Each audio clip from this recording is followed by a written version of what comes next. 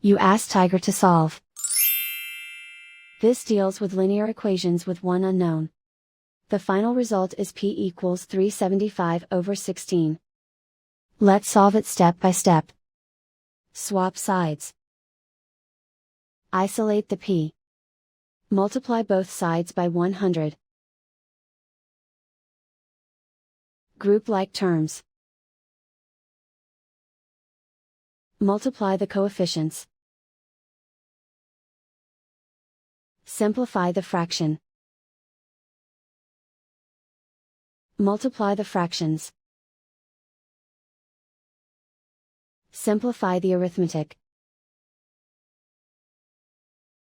And so the final result is p equals 375/16.